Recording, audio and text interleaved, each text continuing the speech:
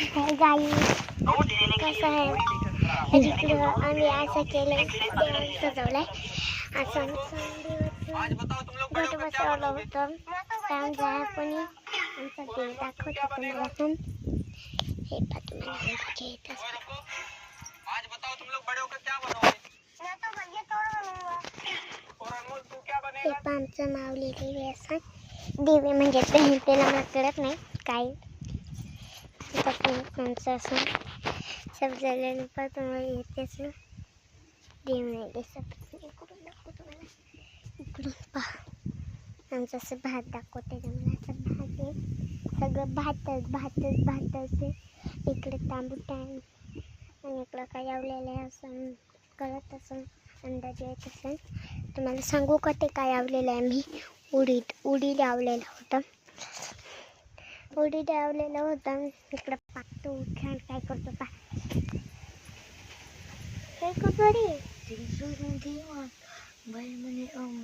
हे पा काय म्हणतो गाणं म्हणतो असं इकडे चालू आहे विठ्ठलाला असं विठ्ठलाला ते कळत नाही विठ्ठलाचा झेंडा म्हणतात आणि त्या विठ्ठलाचा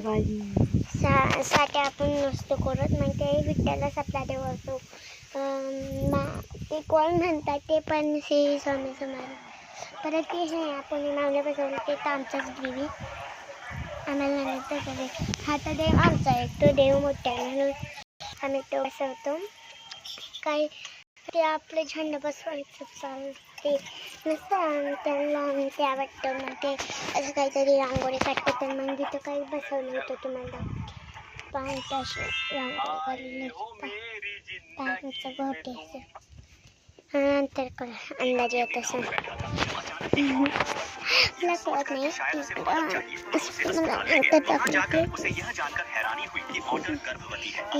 असं इकडं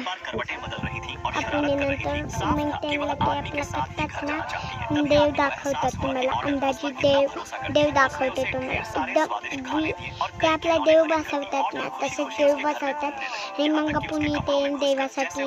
निवडते ठेवतात ना ते देवांना निवड ठेवतात ते देखील पाहिजे का तुम्हाला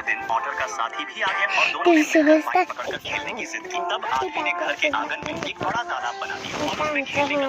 सोय